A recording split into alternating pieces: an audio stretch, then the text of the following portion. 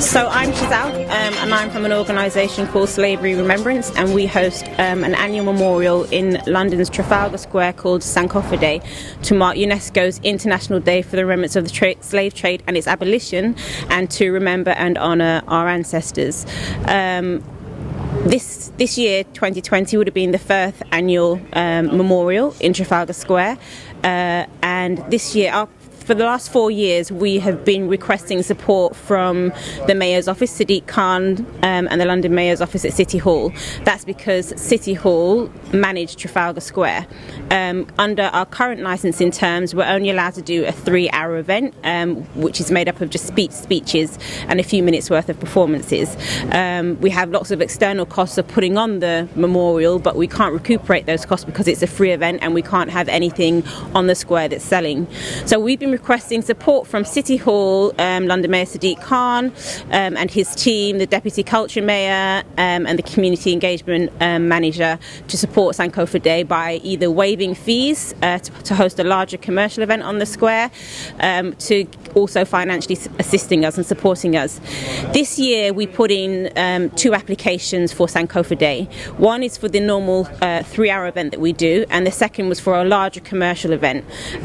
We, upon the advice of the team who managed Trafalgar Square, also wrote to the City Hall events team asking them for an application form to apply for support from the London Mayor's Office to support a longer commercial event.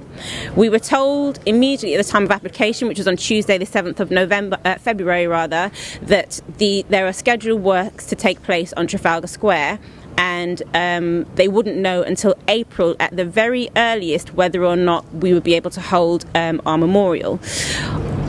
So that was Friday. On the following Tuesday, so just 2 working days later, we received a telephone call from the Trafalgar Square management team, the GLA, who told us that they had had a conversation with City Hall's event management team, who had yet to respond to us on our request for an application form for funding and support, who had told them that they would not be supporting Sankofa Day because our event, our memorial, doesn't fit their criteria. What this was based off, we don't know, because we haven't even placed an application. We were then told that no events would be allowed to happen on Trafalgar Square other than the larger commercial events. So the same one we've requested support for, that's the only type of event that they would be happening, and the event that we normally have would not be allowed to go ahead on Trafalgar Square this year. So we have, as I said, been in negotiations with City Hall for the last 4 years. We sent in a proposal for a larger commercial event last year at the request of a Jeanette Bain-Burnett, who is someone we've been having many meetings with. That proposal went ignored for about 4 or 5 months, and then my team had to then send an email to Sadiq Khan requesting support. So this has just been an ongoing thing over the last 4 years where we've been asking for support, and the general response has been to ignore us simply because they feel they can, because they feel we have no power. But it's sort of come to a crux and to a crunch now. This is our ancestors, this is our history, this is British history. I mean, if you look around us today, the London we see today and the Britain we see today is built off the back of slavery, of the blood, sweat and tears of our ancestors, and it's part of British history. Whether or not we like it, it's something that we have to recognise, it's something that we have to honour. We can't just have things honouring and recognising World War I, World War II, the Jewish Holocaust, and nothing to represent the African Holocaust, especially when it's the African Holocaust that built Britain. So that's sort of where we're standing at the moment. And I want to say Dean here, who has organised this press conference day outside City Hall. It's been absolutely amazing. There's so many people from the community here who I hope will all come and speak. This is the People's Memorial, and I think that's what really everyone needs to recognise. This is not a memorial owned by any government. This is a community memorial. This is the People's Memorial, and it's for the people who have galvanised and come forward today, and I'm really so grateful for. And I think, Dean, will you say some stuff? So this memorial is our memorial, and we are 2 million African diasporan Londoners, and we won't be ignored. We're going to be treated with the parity that every single other community is, based on the economic contribution we make to this city and the civil contribution we make to this city. We are just as important as anybody else. And whilst everybody else's observations are respected, ours aren't.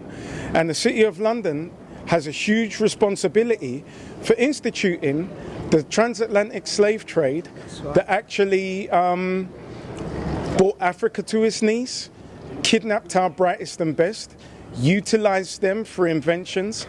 So we are taxpayers, and we're in an election year. The mayoral election is in May.